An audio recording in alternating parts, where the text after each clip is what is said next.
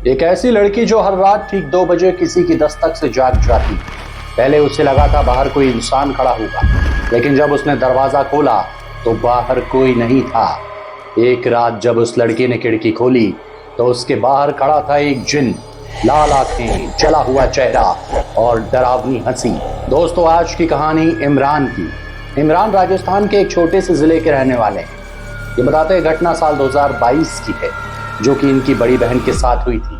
इनकी बहन का नाम था सना, जिसकी शादी हुए लगभग 2 साल हो चुके थे।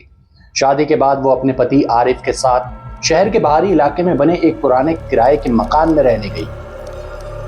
दोस्तों, वो इलाका बिल्कुल एक पुरानी बस्ती जैसा था।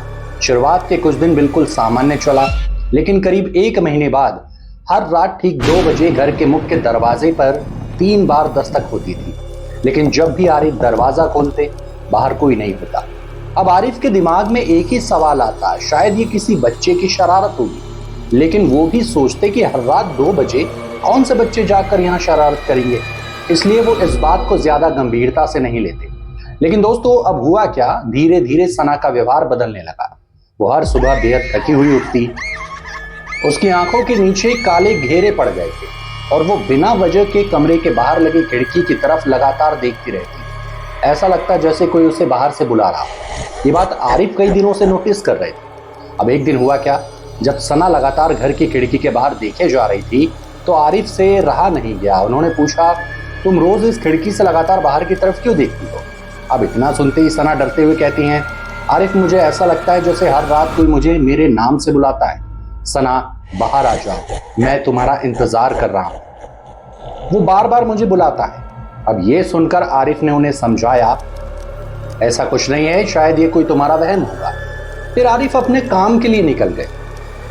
दोस्तों, कहानी में आगे बढ़े, आप सभी से गुजारिश है, अगर आप मेरे चैनल पर नए हैं तो चैनल को सब्सक्राइब करें और साथ ही अगर आपके पास भी कोई सच्ची कहानी है तो स्क्रीन पर चल रहे व्हाट्सएप नंबर पर मुझे भेजें। अब दोस्तों, हुआ क्या, उस रात आरिफ जो थे वो घर लौटते हैं काम से। ये दोनों खाना खाते हैं और सोने चले जाते हैं। लेकिन उसी रात करीब 2 बजे अचानक दोनों की नींद एक तेज ठंडी हवा से खुलती है। जब उन्होंने आंखें खोली तो देखा कमरे की खिड़की पूरी तरह खुली हुई थी। ये देखकर आरिफ थोड़ा हैरान हुए, क्योंकि सोने से पहले उन्होंने खुद इस खिड़की को अंदर से बंद किया था। अब आरिफ बिस्तर से उठकर खिड़की के पास पहुंचे। जब वो खिड़की बंद कर ही रहे थे, तभी उन्हें सामने नीम के पेड़ के पास कोई लंबा सा काला साया दिखाई दिया। इमरान बताते हैं, भाई, उसकी आंखें बिल्कुल लाल थी और वो बिना पलक झपकाए घर के अंदर लगातार देख रहा था। अब इतना होते ही आरिफ जो थे बुरी तरह डर गए। जब उन्होंने दोबारा देखा तो वहां पर कोई नहीं था, यानी कि जो साया था वो गायब हो चुका था। अब उस रात जैसे तैसे ये सो गए। लेकिन अगली रात अचानक सना को रात के ठीक 2 बजे ऐसा लगा जैसे उसके बिस्तर पर कोई जोर जोर से कूद रहा हो। जब सना ने अपनी आंखें खोली, उसकी आवाज जैसे रुक गई, क्योंकि उन्होंने देखा कि एक काला सा साया उनके ठीक सामने बैठा है और बुरी तरह हंस रहा है। उसका हाथ धीरे धीरे उनके गले की तरफ बढ़ रहा है। वो चिल्लाने की कोशिश कर रही थी, लेकिन जैसे ही उनकी आवाज गले में फटक गई हो, उन्हें ऐसा लग रहा था वो लगातार अपने मन में अल्लाह को याद कर रही थी। और अचानक उनके गले से एक जोरदार चीख निकल गई। इतना होते ही आरिफ की भी नींद खुली। सना ने रोते हुए उन्हें पूरी कहानी बताई। अब आरिफ समझ चुके थे कि सना जो कह रही है वो सच है। अब उस रात दोनों इतने डर चुके थे कि पूरी रात इन्होंने जाग कर बिताई। जब सुबह हुई तो सना अपने बगल में रहने वाली एक बुजुर्ग महिला के पास गई। अब उन्होंने कहा, आंटी, हमें यहाँ आए ज्यादा समय नहीं हुआ है, लेकिन आप तो यहाँ कई सालों से रह रही हैं। क्या यहाँ कोई अजीब शक्ति है? अब ये सुनकर कुछ देर तक तो वो बुजुर्ग महिला चुप रही। अब उसके बाद वो बोली, बेटा, जिस मकान में तुम रह रही हो, ये मकान पहले भी कई बार खाली हो चुका है। यहाँ जो भी आया है, नया शादीशुदा जोड़ा, कुछ महीनों बाद डर कर ये घर छोड़कर भाग गया। अब सना पूछती, ऐसा क्यों? बुजुर्ग महिला बोली, बेटा, पूरी बात तो मुझे नहीं पता, लेकिन मैंने इतना जरूर सुना है, इस जमीन पर बहुत पहले एक आदमी ने काले इल्म यानी काले जादू के लिए एक जिन्न को बुलाया था, लेकिन वो उसे वापस नहीं भेज पाया।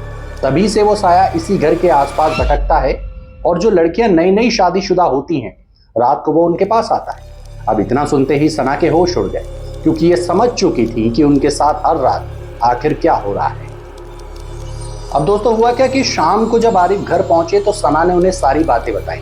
दोनों ने फैसला किया कि आज रात हम सोएंगे नहीं, देखते हैं आखिर होता क्या है। लेकिन दोस्तों ये फैसला उनकी जिंदगी का सबसे डरावना फैसला होने वाला था।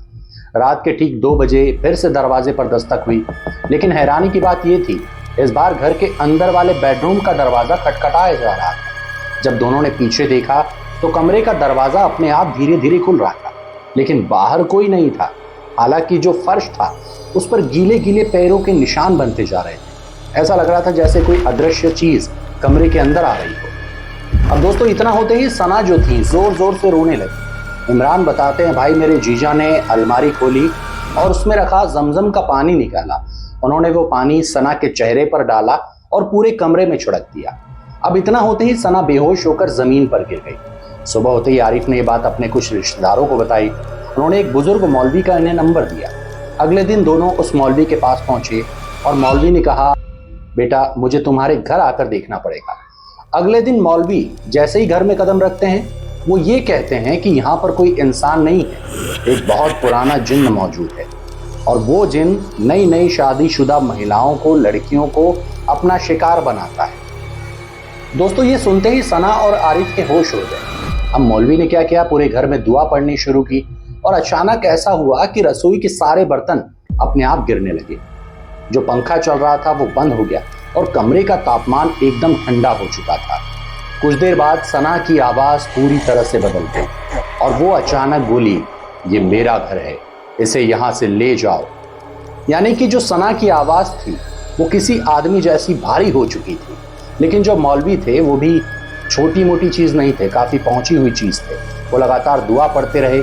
जैसे जैसे दुआ तेज होती गई वैसे वैसे पूरे घर में अजीब अजीब सी आवाजें गूंजने लगी। घर की जो दीवारें थीं उस पर खरोच के निशान बनने लगे। खिड़कियां अपने आप खुलने और बंद होने लगी। और कुछ देर बाद दोस्तों एक जोरदार सा धमाका हुआ और जो सना थी वो बेहोश होकर जमीन पर गिर गई। और उसी समय घर के बाहर जो नीम का पेड़ था उसकी एक डाली जो थी वो टूट कर गिरी। उसके बाद मौलवी ने कहा आरिफ से, बेटा अब सना पूरी तरह से ठीक है।